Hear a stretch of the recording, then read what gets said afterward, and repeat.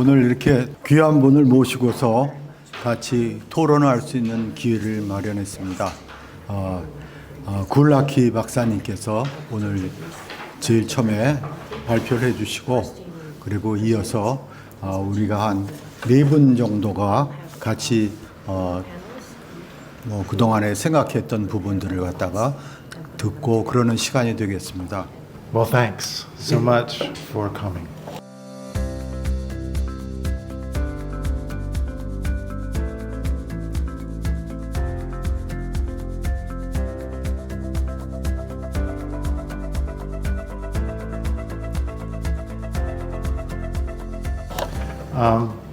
Actually, the first part of my presentation, maybe the first half, will just be about where I work,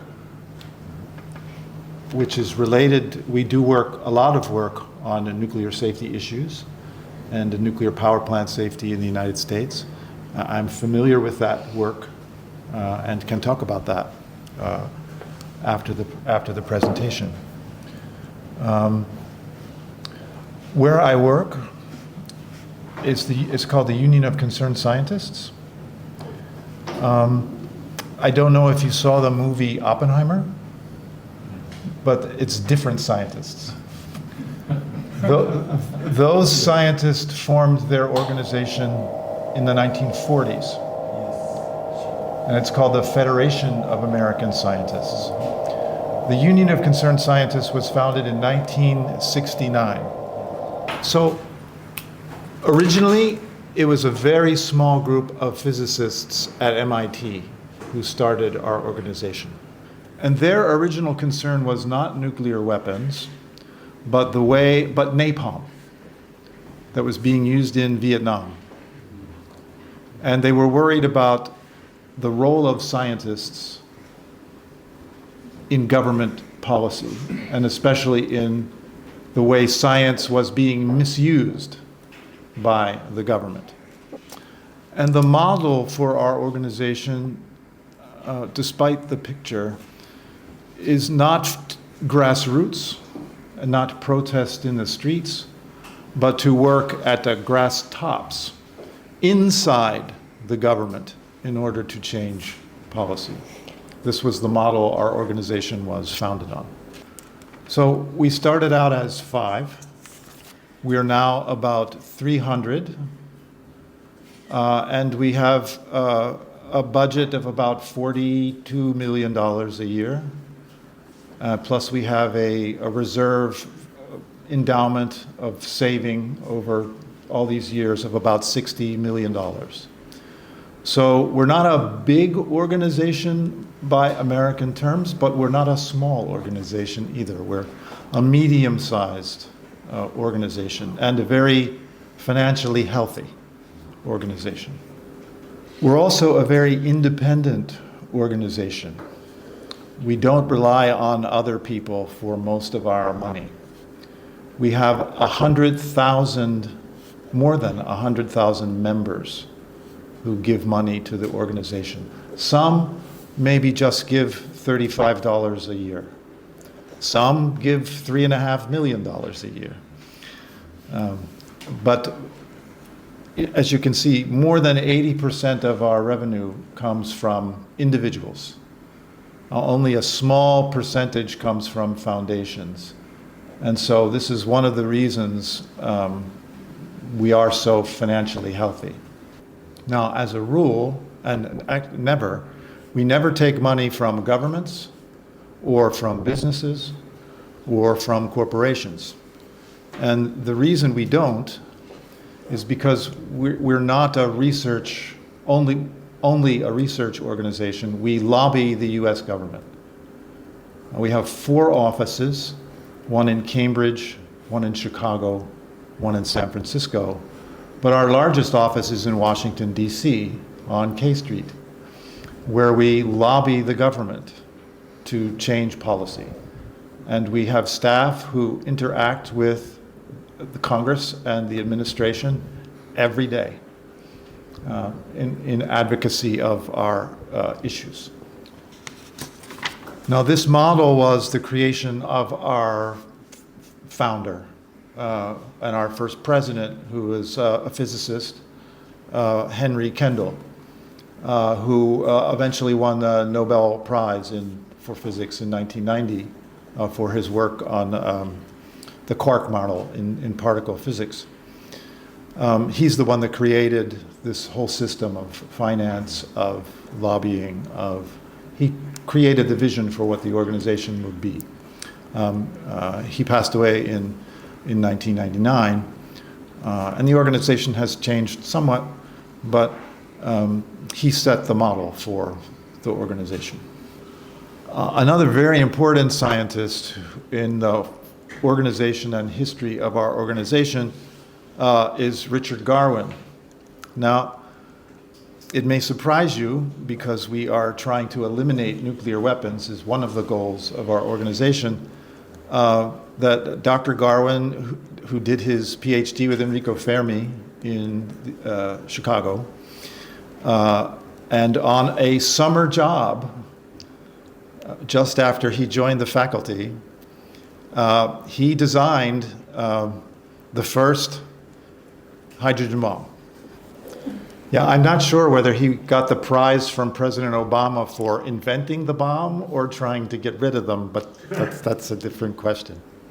Now, the reason Dr. Garwin is so important to my work and to the work we do with China is because Dr. Garwin visited China very often over a period of 40 years from 1974 to 2014. This is a cover of a book that the Chinese Nuclear Weapons Laboratories published in his honor, commemorating all of his visits to China to talk about nuclear weapons issues. I don't know if you can see here, but one of the most important contacts, his counterpart on the Chinese side, is Hu Zede, who was a former director of the Chinese nuclear weapons labs. And Hu Zede was responsible for organizing the first group of people within China to negotiate nuclear arms controls. And over the years, our organization has had a China project to keep these conversations going, and I am the manager of that project. So that's our organizational interest. I want to say something about my personal interest in this question. This is my father-in-law. He fought for the Chinese army in the Korean War, of course on the other side. He was in logistics, which is probably why he's still alive. This is my father, who joined the Navy during the Korean War. And he was also in logistics. He was on a Navy ship that supplied the troops during that period. Unfortunately, the two men never met. But my father died before my son was born. This is my son. But I've always felt it was special to have and interesting that two soldiers on the opposite side of a war could share a grandson. So I have a sort of personal interest in these questions too. And of course, both men are long gone now. Both men are dead. But I sometimes think of them when I'm doing my work. So now I'll talk about the current state of the nuclear arms race, sort of race, between China and the United States, and then we can start our discussion. If you look at these numbers, it's hard to see how you could call it a race. The United States' current number of warheads, active, could be used warheads, is 10, almost 11 times more than China's. If you look at the deliverable warheads, the ones that they are active in the US and Chinese forces, the gap is not quite as big, but still pretty big. And you can see that almost all of China's deliverable warheads are in one category, which is in land-based missiles. And most of the American missiles are on submarines. So some people say both have all three kinds, but you can see that China doesn't really have much in submarines, and it has even less for airplanes, for bombers. Chinese submarines are so noisy that they can't take them into the open ocean. If they took them into the open, and they don't go on patrol, most of the time they just sit in the port. So there is a big difference between the two. One submarine can carry 258 US nuclear warheads. So 2 US submarines can carry as many weapons as the entire Chinese arsenal. And just to drive home the point, the new nuclear weapons China is building that everyone should be worried about, they're also building on land. They're building them in the deserts in Western China, which shows you that they don't have very much confidence in their submarines or very much confidence in their airplanes. Now, there's no arms race, but there is a competition between the United States and China. And it's a competition the United States is going to lose and that China is going to win. And it's not about size, it's about strategies. China has one purpose for its nuclear weapons. And that purpose is to avoid being attacked with nuclear weapons. And Chinese leaders want to be able to use conventional military force without worrying about a nuclear response from the United States or anyone else. And they believe, and this is an important part, that as long as they can prove they can fire back to retaliate, that any threats to use nuclear weapons against them are what Mao Zedong called a paper tiger. So China's goal is to make sure they cannot be attacked with nuclear weapons, so they can use conventional weapons if they feel like they need to. And you don't need a lot of nuclear weapons to do that, because they assume the United States is never going to attack China with a whole lot of nuclear weapons all at once. They just think it's not going to happen. So it's not something they have to worry about. That they think that would be crazy. The US goal is the same as it has always been. There's actually two goals. The United States wants to threaten to use nuclear weapons to stop China from starting a conventional war. And the second goal is, if that doesn't work, if China starts a war, the United States wants to be able to use smaller yield tactical nuclear weapons to make sure they win. And the United States wants to be able to do that without the Chinese firing back. The reason the United States is so worried is because the conventional balance is shifting in China's favor. China can now, many Americans believe, China can now defeat the United States in a conventional war over Taiwan. And China has been able to shift this balance while spending less of its gross domestic product on its military, almost half of the amount the US spends as a percentage of GDP for the last 30 years. It's almost been the same. And they've also spent a declining percentage of money as a percentage of all government expenditures over the last 30 years. So China is spending less total amount of its government spending and of its GDP on its military than the United States, and yet the balance is shifting in China's favor. And of course, the reason for that is because China's economy grew so fast.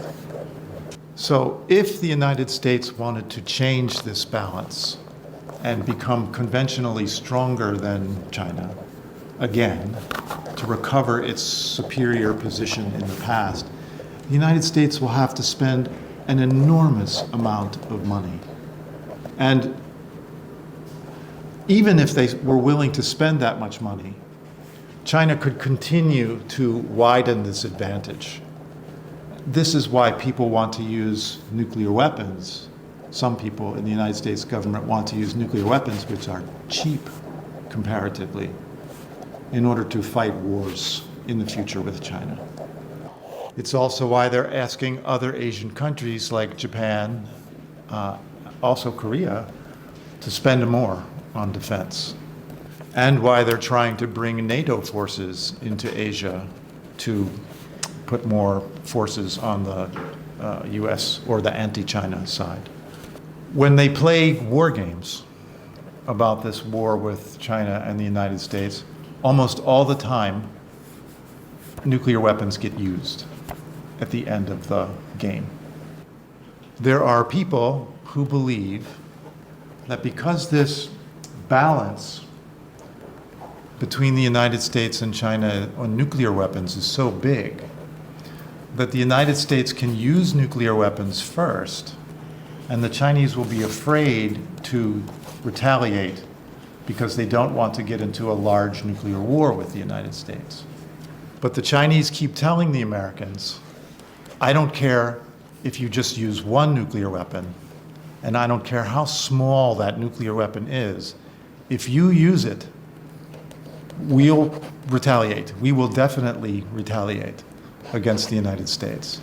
This is the argument that's going on, and why the two sides are not having constructive discussions about nuclear weapons in the current period. And the Chinese are very worried because they think the United States may be able to destroy their nuclear weapons with conventional weapons at the beginning of a war. Most of Chinese missiles are in tunnels in mountains on trucks, and they have to ride to an opening and then to a place and then launch their missiles. And the Chinese are worried that in the time it takes to come out of the tunnel and set up the missile and fire it, the United States could destroy it with a conventional rocket. In negotiations with the United States, China asks for two things. The first thing is for the United States to promise, just like China has promised, that it will never use nuclear weapons first. The second thing is for the United States to admit that China has the ability to retaliate.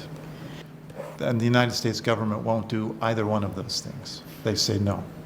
So the United States is telling China, we still think we can win a nuclear war. This may be why China is building new missile silos in the desert in the northern part of China and the western part of China. We don't know, because they're not talking about why they're doing it. It would give them more, which would make them harder for the United States to destroy with conventional weapons. But these missiles can also be launched much faster than the missiles on the trucks. So even though in response to China building these new missiles, the United States wants to make its force even larger.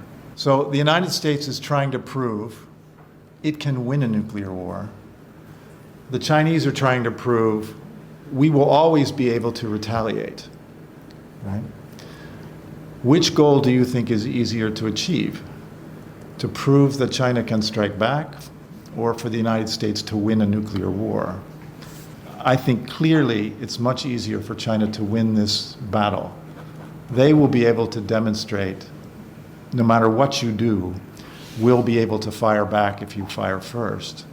The United States will never be able to acquire ability to win a nuclear war. And this is why China will win this race, because they don't have to do as much to win as the United States no matter how much the United States tries, it could never win a nuclear war. But I hope this has been helpful and educational for you in terms of learning what's going on in this race between the US and China.